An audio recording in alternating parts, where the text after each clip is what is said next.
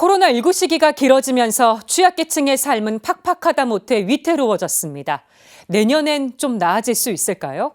윤재선 기자가 내년도 보건복지 예산을 자세히 살펴봤습니다. 국회가 최종 확정한 내년 보건복지 예산은 약 96조 5천억 원, 올해 추경 예산 대비 5.1%, 본 예산보다 8.8% 늘었습니다. 하지만 문재인 정부 들어 5년간 가장 낮은 수준의 증가율입니다. 정부는 굉장히 확장적으로 재정을 편성했다라고 얘기하고 있지만 사실 이 정도 재정 지출로는 감염병이라든지 불평등에 짓눌린 우리 사회의 문제를 좀 해결하기는 어려울 것으로 보입니다.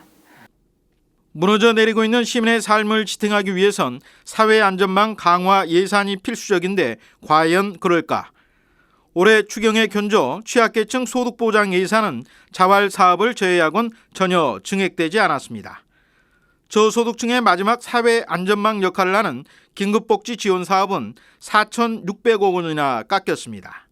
작년에 사실 위기 상황이 발생했기 때문에 긴급복지 지원 사업이라든지 아니면 저소득층 한시적 생활보장이라는 그 지원들이 있었는데요. 저소득층 생활보장, 한시적으로 주는 거는 완전 삭감이 됐고 긴급복지 지원제도 같은 경우도 추경 대비로 보면 삭감된 걸로 확인이 됩니다. 언제 끝날 줄 모르는 코로나 감염병 위기 상황에서 긴급 지원이 필요한 저소득층의 어려움은 더욱 커질 수밖에 없습니다.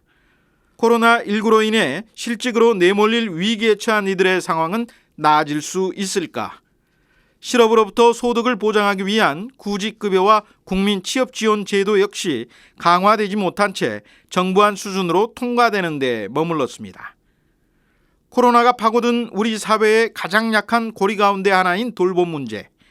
대부분 민간 위주로 이루어져온 돌봄 서비스마저 한계에 이른 상황입니다. 아동과 노인, 장애인과 노숙인 등의 돌봄 공백을 최소화하는 게 당장 시급한 과제입니다. 하지만 올해 추경에 견줘 아예 지원 예산이 삭감되거나 증액 수준이 미미해 안정적인 돌봄을 기대하기는 어렵다는 지적이 나옵니다.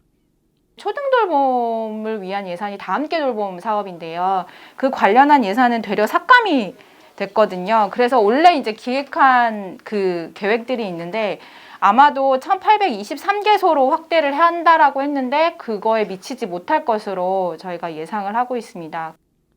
심지어 노인 돌봄 강화를 위한 공공부문 추가 예산은 찾아보기 어렵습니다. 특히나 이제 공공에 대한 욕구가 굉장히 높아졌기 때문에 공공요양시설에 대한 확충 예산 이것들이 좀 편성이 돼야 되지만 여전히 예전과 비슷한 수준이고요.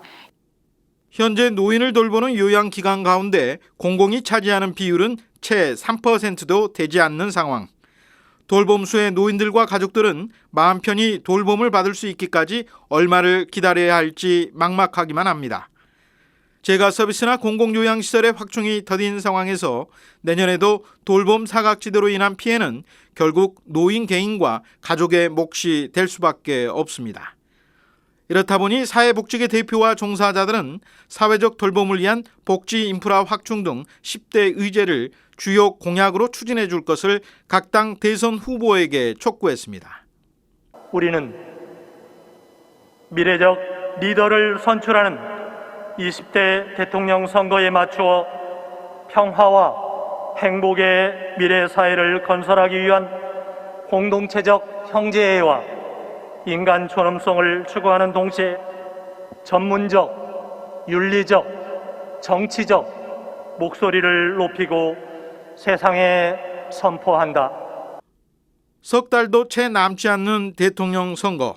이제부터라도 각 당 대선 후보들은 가난의 구조를 개선하고 안정적 돌봄이 가능한 구체적 공약과 비전을 제시해야 할 것입니다.